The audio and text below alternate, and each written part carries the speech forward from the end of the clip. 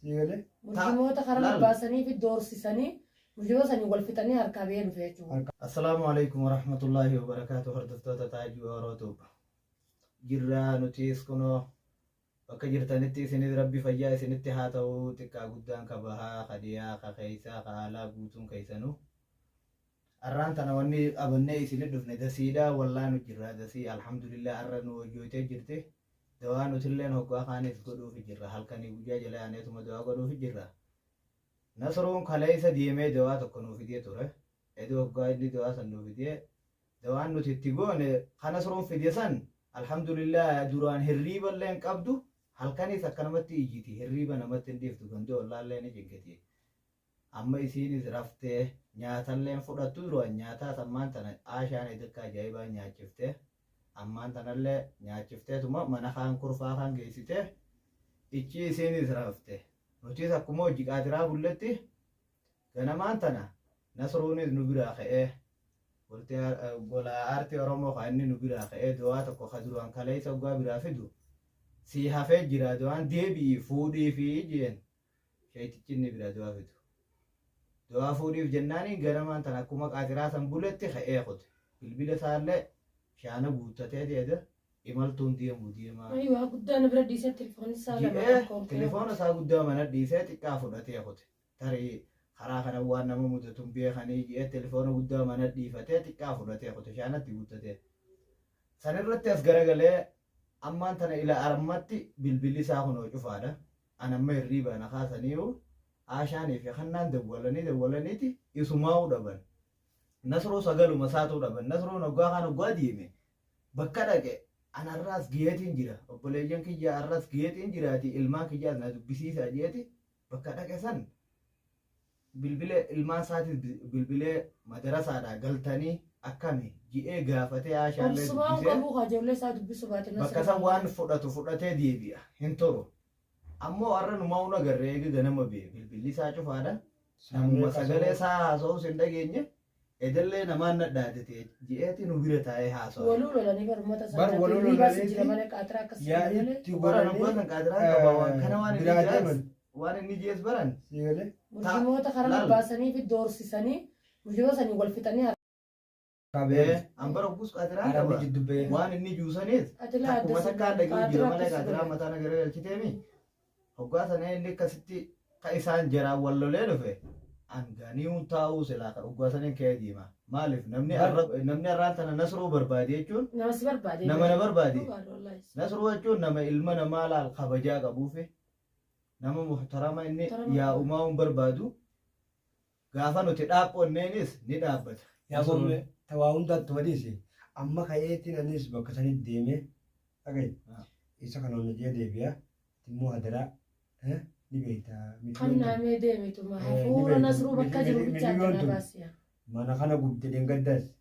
Biyyoon barammaa Mana kana Nama guddee jabaatee jirti ijoollee gartuun dhiibtuu tumti ulaantu yoo banaa taate lafiitti. Sigalee ati amaanaa ijjiirriba qabdi yoo gartee haashaallee shilimsiti. Egaa guyyaa jibbutaatiin oolanii Ulaa tana danqaraa keessaa qofatti hin dhiisin qulfiidhaan qollofama. Ulaa isaanii sigaltee qolloftee qulfii keessa kaatee rafte. Yoo kaatee qabbaatee badde ammaas bakki itti barbaadu jiru. qilleensa addunyaa kana garraan numan Kitinaa biraa dhufa. akkana hulaa taara qilleensa gad akka baramu fe'e. Arra tunuuf jiraadha. Arra gola aartii Oromoodhaa osoo isiin akkana nurra jirtu yaa'iin itti godhamtee isii barbaadaaf. Isa barbaadaaf ammaas kayaan isiin adiisee giseen asiisin biraa deemu.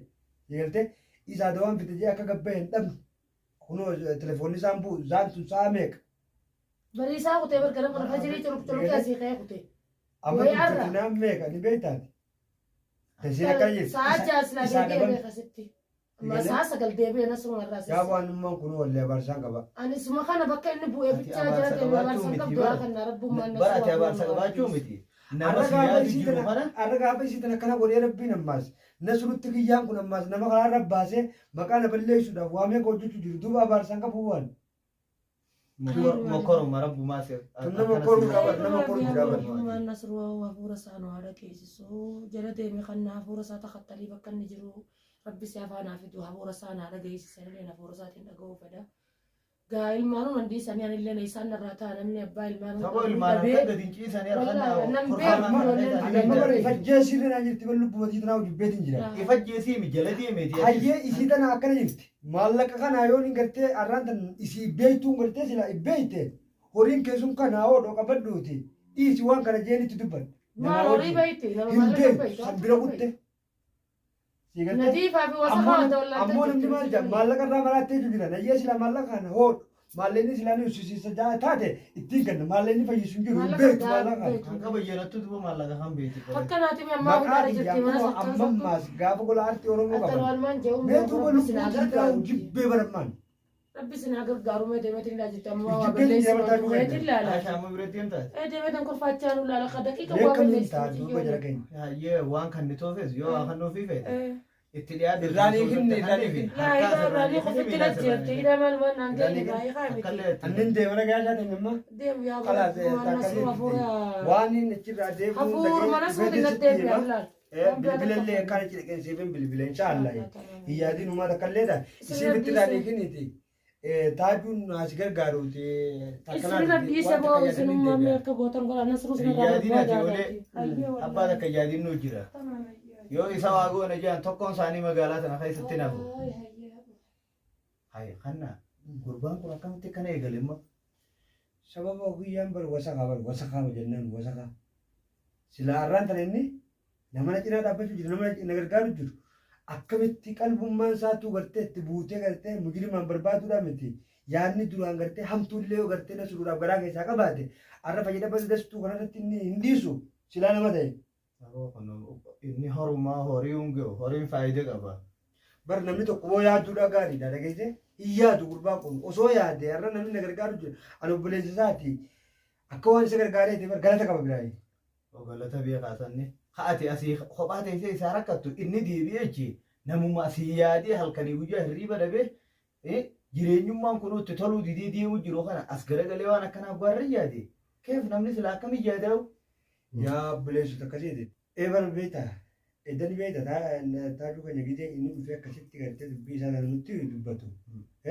Ol baheetiin gartee kaameraallee kaadhee haasoo kana gartee naafi ati wajjin taanii gartee hordoftoota keenya irratti fiidiyoo takka gartee marraa fiidiyoon tun irraa gartee wantoota fiidiyoo illee taatu buruuf ragaadha jeetiin nas dubbadde jira. Hin taatu gartee yoo yaa illee taate gartee nama isa firaa obboleessa kiyya naaf ati gartee sana irratti waliin dhabnu si gartee ani maaliif hin fedhe ni beektaa.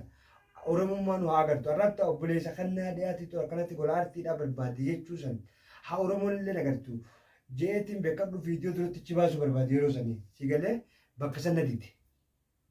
Sanii gaarraan tana gaa kun warra inni dhabamuu tanaatiitu kaameeraa duratti na baase malee inni gartee maslaamuma gartee akkaataa jaartiin isaatu manatti isaaf deebitu sanuma yaaduu malee hamtuu takkallee gurbaa kanaaf hin qabu. Duba innummaan kun wannummaan akkanatti Duuba kun halkanii guyyaa isumaa ciisa dhabee akkuma itti isa dhabamsiisu yaadu jiru maalisa. Tanaana dhibee bar kiyyaan gowwaadha. Duraanuu namni yoo hanqan takka si naqe jiraata malee iji yoo khayriidhaan si yaadeette ati khayrii yaannaan suma dhabamsiisa namni as keessatti. Tamaam. Ganda laa akka jette guddattu dur ganda likki gaggeessee bulchite.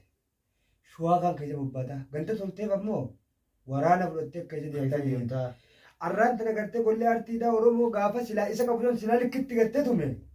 Arra ol ka'ee hin dubbatu. Hin dubbatu. Hammeenyi namaa dhabuu fi kan ilmoon isaa dhabamte jechuudhaaf hanga sana sunuu tuttuqe malee isa miidhuu irraan qabu beekan. Silaa gartee gaafa ta'u aboo namni keenya kun bar tolan beeku bar.